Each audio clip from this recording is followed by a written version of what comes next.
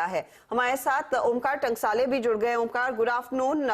In fact in deal wins की update सुनकर हमने देखा स्टॉक्स में एक बहुत तगड़ी तेजी बनती दिखाई दी, क्योंकि लोगों को लग रहा था कि अगर डील्स आ रही हैं तो शायद बिजनेस एनवायरनमेंट बेहतर हो रहा है। बिजनेस एनवायरनमेंट के लिहाज से आपने जब तक जो भी बातचीत की होगी कंपनियों से, क्या फीलर्स मिल रहे हैं? क्योंकि बीच में दो बड़े ब्रोकरेजेस ने साफ कह दिया कि FY25 भी एक वॉश आउट साल रहेगा। जो H2 से उम्मीद थी वो भी नहीं करनी चाहिए। जी डेफिनेटली, आई मीन आप अगर देखे जाए तो deal wins is the only thing that ये आईटी सेक्टर को थोड़ा सा एक सपोर्ट दे रहे हैं, ऐसा मानना चाहिए।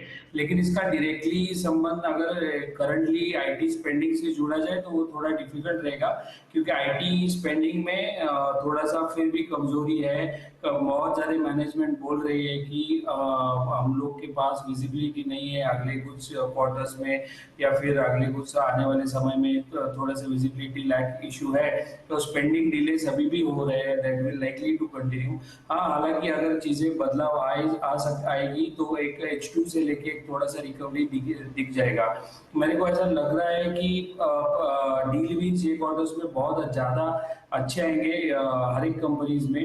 हम लोग एक्सपेक्ट करें कि टीसीएस में भी 8 to 10 मिलियंस का डील विंस पाइपलाइन रहेगा, क्योंकि जो एक्सेंचर का भी रिजल्ट्स आया उसमें डील विंस काफी अच्छे रहे 300 करोड़ के, $300 मिलियन के जनरेटिव एआई के डील्स उन्होंने क्रैक किए। So technology shift from cost optimisation to the sales side और रेवेन्यू जनरेटिंग टूल्स के यहाँ पे शिफ्ट होते हुआ दिखाई दे रहा। हालांकि स्पेंडिंग कितना रहेगा, बिलिंग कितना रहेगा, ये थोड़ा सा चैलेंजिंग टाइम्स है, लेकिन ये नियर टाइम्स है और आगे जाके रेवेन्यू ग्रोथ मोमेंटम लाइन पे आने के लिए उसको थोड़ा टाइम समय लगेगा, ऐसा मेरा मानना है अभी भी आईटी सेक्टर में। ओंकार, गुड आफ्टरनून। टीसीएस के शेयर में ऑलरेडी काफी बड़ी रैली हो चुकी है और ये एक्चुअली 52 वीक हाई के काफी करीब है और इसकी वैल्यूएशन अब एक प्रीमियम पर है compare to its own average multiples. तो आपका स्टॉक पर क्या व्यू है इस समय टीसीएस पर? टीसीएस डेफिनेटली, आई मीन वो एग्जीक्यूशन कैपेबिलिटीज में अगर देखा जाए तो वो सबसे अच्छा परफॉर्म करता है, वॉल्यूम ग्रोथ रहता है, सबसे अच्छा स्टेबिलिटी दिखाता है। और आईटी सेक्टर्स में as you grow with the volumes your EBITDA margins, your return on equity is likely to grow. तो ये एक पिरामिड जैसा है। सो टीसीएस वो it grows with the size, तो एक वो तो रहेगा। TCS is always in the premium as compare to the other IT services in terms of valuation अगर देखा जाए तो। लेकिन एक बायबैक, मेरे हिसाब से एक बायबैक की जो टेंडर ऑफर है which always 80% of the cash flow is likely to transfer to the share holders, उसके हिसाब से एक थोड़ा सा चेरिश होगा। अगर मेरा अभी भी अगर लॉन्ग टर्म व्यूज में अगर देखा जाए तो होल्ड रिकमेंडेशन रहेगा टीसीएस के ऊपर, क्योंकि जो रेवेन्यू ग्रोथ मोमेंटम एक्सपेक्ट कर रहे हैं तो उसमें FY24 में भी बहुत तेजी आएगी ऐसा मुझे लगता नहीं। एक रिकवरी दिख सकती है H2 में, लेकिन ग्रोथ मोमेंटम जो पिछले क्वार्टर्स में और या फिर पिछले ईयर्स में थे उसके आने में FY25 तो डेफिनेटली लगेगा। So my recommendation is currently hold on TCS. इस पर होल्ड, आपकी राय? और बाकी कंपनियों से आप क्या एक्सपेक्ट करेंगे, क्योंकि इसके ठीक बाद फिर इन्फोसिस और HCL टेक आएगा। और इन्फोसिस ने, अगर आपको याद रहा हो, पिछले क्वार्टर में टीसीएस के सामने थोड़ी सी बेहतर ग्रोथ दिखाई थी, लेकिन ऑफ कोर्स उनके पास भी क्लैरिटी नहीं थी कि बाकी साल कैसा रहेगा। यहाँ पर आपकी क्या एक्सपेक्टेशंस है? इन्फोसिस डेफिनेटली, आई मीन वो अच्छा परफॉर्म किया था क्योंकि Q4 वाज अ लैगर्ड। लेकिन आप अगर देखा जाए सो Q1Q में इन्फोसिस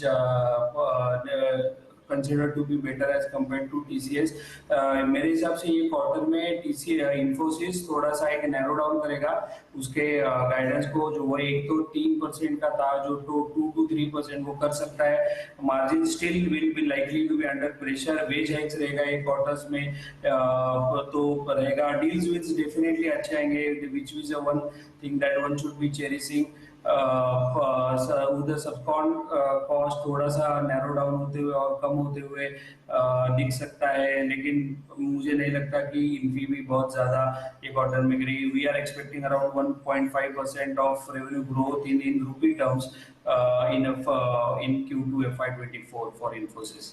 ओके, और HCL टेक की बात करें तो वो एक गाइडेंस रेंज थोड़ा कम कर सकता है ये क्वार्टर में।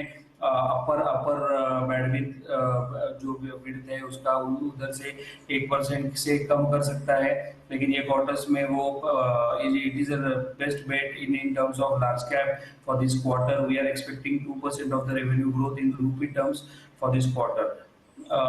डील विद HCL टेक की भी बहुत अच्छी रहेगी ये क्वार्टर्स में। उसका जो ईयर एंड बिजनेस है that will likely to perform better as compared to traditional IT services, लेकिन मोड टू शायद से अच्छा कर सकता है because of the cloud transformation. So but margins again will likely to be remain under pressure तो ओंकार, for this quarter. जो 6 large cap IT companies हैं, TCS, Infosys, HCL tech, Wipro, tech Mahindra और LTI माइंट्री, क्योंकि अब वो भी इंडेक्स का हिस्सा है, इसमें आपका पैकिंग ऑर्डर क्या होगा अभी अर्निंग्स आने से पहले?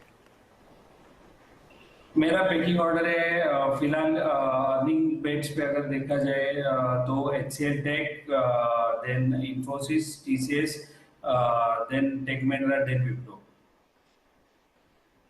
ओमकार, बहुत बहुत शुक्रिया हमारे लिए समय निकालने के लिए। तो क्लियरली उम्मीद है कि नंबर्स थोड़े से इंप्रूव होते हुए दिखाई देंगे, लेकिन नंबर्स के साथ साथ कमेंट्री में कितना सुधार आता है वो ज्यादा जरूरी होगा, क्योंकि अब तक एक सुर में सभी कंपनियां कह रहे थे डिमांड ग्रोथ नहीं है, एनवायरनमेंट अच्छा नहीं है, बिलिंग बेहतर नहीं हो रही है, और इतने सारे नोस के बाद क्या कुछ लाइट है टनल के अंत तक, वो देखना ज्यादा जरूरी होगा। बिल्कुल। और इसमें हर्षिता अभी एक और वेरिएबल ऐड होगा, यूएस में बॉन्ड यील्ड्स किस तरीके से जा रही है। कल रात को एक बड़ा कोलैप्स आया बॉन्ड यील्ड में, अगर वो कंटिन्यू करेगा तो मेरे ख्याल से एक बड़ा फैक्टर मिलेगा यहाँ पर पॉजिटिव साइड पर आईटी कंपनियों को।